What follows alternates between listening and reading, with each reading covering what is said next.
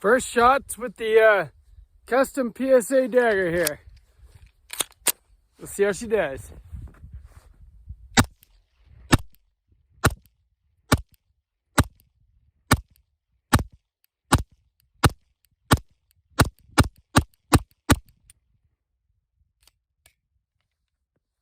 Not bad, not bad. Welcome back to Sawtooth Tactical and episode 2 of the custom PSA Dagger / Gucci Glock on a budget build. We got the slide and barrel in, and we've taken it to the range, and thing runs great. Before we get started, make sure you subscribe, make sure you hit that bell notification so that you will know when I put out future episodes of this build and all the other videos that we do. We put out 3 videos every week. So let's get started. So I noticed I did what I do a lot and rested my thumb on the slide release there. So it didn't lock back on the last round, but we'll try not to do that. Less than $500. Threaded barrel, suppressor height sights, optic cut. This is gonna be a really fun build.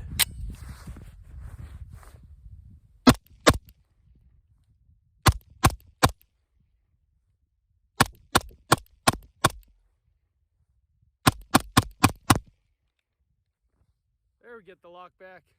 So last Friday, I did episode 1 of the PSA Dagger build, or what I am calling the Gucci Glock on a budget build, because with Palmetto State Armory, you can build a Dagger, which is a Gen 3 Glock 19 clone, takes all Gen 3 Glock parts. You can build a really nice custom one for a lot less than it would cost to buy a Glock 19 and change out all the parts to get it exactly the way you want, like I did with my M&P 2.0. And I always kind of wanted to build a custom Glock. Glocks are kind of like the AR-15 of the handgun world, meaning that they just have part standardization to where, and they're just very modular. You can change out anything you want really easily, and you can build a very custom pistol, which, you know, Glock's motto is Glock perfection, but just about everybody that buys a Glock changes the trigger, the sights, the barrel, everything about it to make it the way they want it. And it's already taken 5 generations of perfection to get perfection, which then needs to be changed to be perfection. Anyway, you get my point.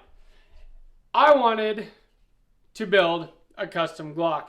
And in my research, I found that the PSA Dagger was a great way to go. I've only seen positive things about it all over the internet, the reviews, videos, everything else, but I haven't really seen any YouTube channels do a real custom Dagger build like what this is going to be. So last week, we had the frame, which is just the Dagger compact frame in flat dark earth. Nothing changed out about it at all yet. I went over the positives and the negatives of this frame.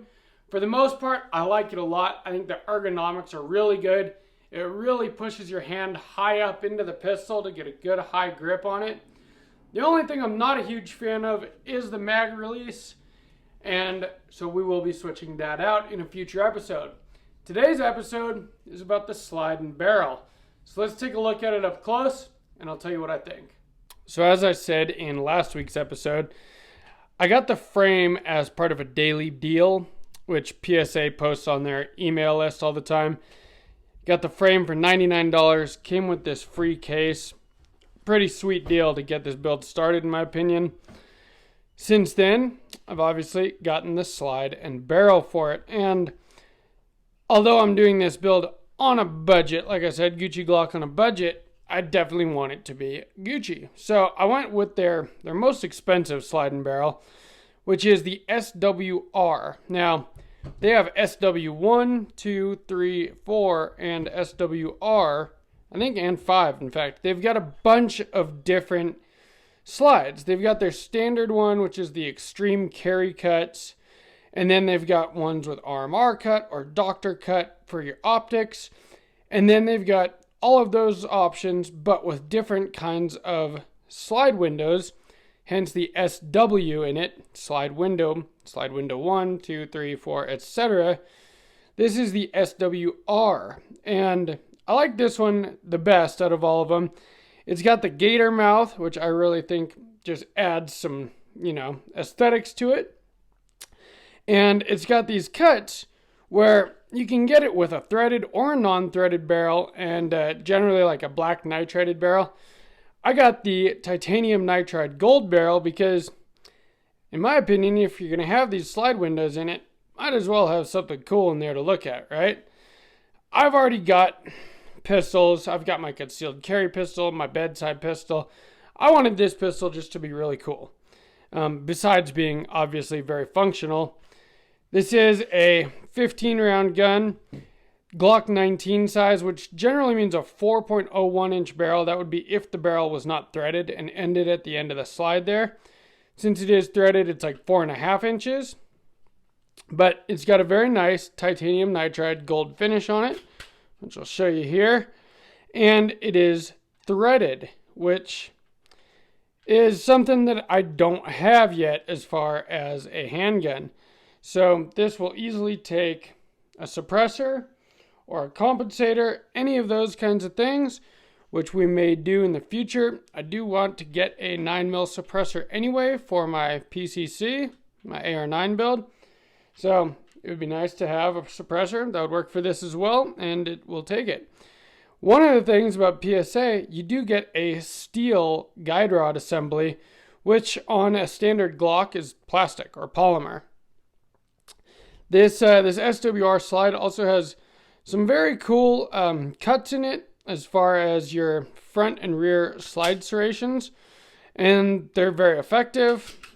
You can run the slide from the front or the back. It's also got suppressor height sights, and these are my favorite kind of sights, although I do normally like to have a front fiber optic. First, I'm going to run an optic on this, a red dot, so I don't really care about that fiber optic on this one. But I really like the blacked out rear. With the thin front sight, it makes it so that you can get very accurate shots. So I like that a lot. I love all the cuts in it, front and rear slide serrations. It's kind of got like, I don't know how to explain it, but it's kind of like a wing back here for racking your slide. If you're going to rack it from that area, especially, if you have an optic on here, you pull from back there, or the way I like to do it is usually to run it from the front. Let's take a look at this thing. So, again, you can see the guide rod assembly steel instead of plastic, which I think is pretty sweet. And your barrel here, the gold titanium nitride, it is a little dirty. I was out shooting it, as it should be. As soon as I had a sliding barrel for this thing, I had to take it out and make sure it ran. I did get one malfunction in the first 50 rounds to take it out and test it, but no big deal. I'm sure as I put more rounds through it, it'll break in and be very reliable, as it is basically a Glock 19 Gen 3. Now that we have the sliding barrel, we can actually test the trigger pull on it, and I actually like this quite a bit better than your standard Glock trigger. Mainly because of the way the trigger shoe feels, because it doesn't have that safety dingus sticking out that actually doesn't go flush on most Glocks, and so where it feels like you've got a little blade sticking into your finger. This is actually a very nice wide trigger shoe. It feels very comfortable on your finger. It does still have that long take up, and then you kind of get to a wall here, and then there's some creep, and then it breaks. And it is a fairly crisp break after that take up and creep. It kind of has the M&P trigger shoe where it's that hinged trigger. That doesn't bother me as much on this one as it did on the M&P. The M&P is so extremely curved that it kind of poked into the bottom of my finger. It was one of the early reasons why I switched out to the Apex trigger on the M&P. I do have a custom trigger coming for this build as well because, again, Gucci Glock on a budget. Not a budget trigger that's coming though. I've got a very nice trigger on the way. I will be switching out the mag release here just because I do have to change up my grip a little bit to do it. Just to, actuate that mag release. standard Glock, Gen 3 mag release, but I think an extended release will help that out quite a bit.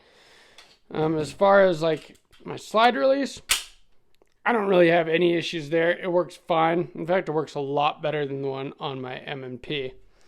But all this that you see right here so far, without the optic, light, trigger, anything, but a very functional firearm with a threaded barrel and an optic cut, suppressor height sights, all in for less than $500 so far.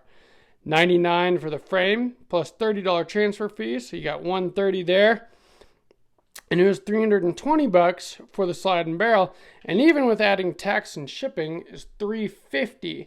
So the $350 plus the $130, we're looking at $480 for basically a Glock 19 already with a custom slide, threaded barrel, window cuts, optic cut, and suppressor height sights, less than $500. That is really hard to beat. PSA Dagger, it's a Gen 3 Glock 19 clone. So, does it take Glock mags? Why, yes it does.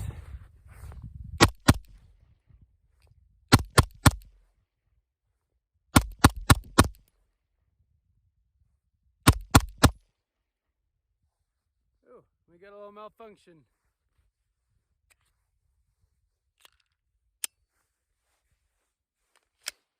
Couple rounds left. All good. So episode 2 of the build series, and we already have a functional Glock 19, and in fact with lots of upgrades compared to your standard Glock 19 already, all for less than the price of a stock Glock 19. So in my opinion, we're already winning here with the Gucci Glock on a budget, right? Which is what this build is supposed to be. Now we've still got a lot of episodes to go. I've got an optic coming in for next week. I've got the trigger already on the way. We're going to get a light for it, extended slide release, and whatever else we decide to do in the meantime to make this a very, very custom pistol without spending thousands of dollars. Because if you're going to buy a stock Glock 19, switch all the parts out, get a threaded barrel, get, your slide cuts, all of that kind of stuff, add an optic, a light, and everything. You're definitely looking at well over $1,000, maybe into $2,000 or more. Whereas building out a PSA Dagger like this, you could do it for a heck of a lot less. And so that's kind of the point of this build series, is just to show what you can do by going on Palmetto State Armor's website, ordering the parts that you want, and building out a really custom pistol that is exactly what you want, that will take all Gen 3 Glock parts, so you can change out triggers, internals, whatever you want, because those parts are as available on the market as AR-15 parts are. And so you can mix and match whatever brands you want to make a very custom pistol, but by starting with their frame, slide and barrel, or not using any one of these parts or combination of them, you can build a really cool pistol for not a whole lot of money. And so that's the point of this build series. I do hope you guys enjoy this. I've had a lot of people ask me to do a PSA Dagger build, a custom Dagger, especially after I did my PSA AR-15 video about a year ago. So here it is. I know it took me a while to get to it. I had other build series that I wanted to get done first, and now here we are with the Dagger build. It's a fun one so far. One thing I like about building a pistol is that already in episode 2 we have a functional firearm, which is pretty cool, because when you're building on an AR, it takes a while to get to the point where it's actually a shootable gun. Doing it like this, adding parts at a time. Whereas with a pistol, man, you get the frame, you get the slide and the barrel, and that's the thing, this frame was a complete frame, so it had all your internals already in it. The slide and the barrel came with the recoil system, with the extractor, with the sights, all those parts already in it. So you get a functional gun very quickly, which is cool, and then you can focus on the different accessories and things that you want to add. So that's where we're at now. So I didn't think I was gonna like the trigger on this, but really it's not bad. I like it better than most Glock triggers that I've used. It's just a better shape of the actual trigger shoe, more comfortable.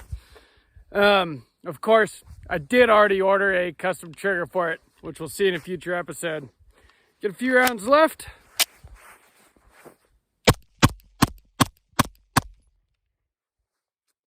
I like it. So please stay tuned to the channel because episode 3 is next week. As I said, we're going to have the optic. The week after that, we're going to have a very nice trigger. I'm extremely excited about that. Light, we're going to deck this thing out the way it should be to make a truly custom pistol. And I think that you guys will enjoy it. So make sure you're subscribed, hit that bell notification, share this, like this, leave me a comment. Tell me what kind of parts you would use to build a custom Glock on a budget.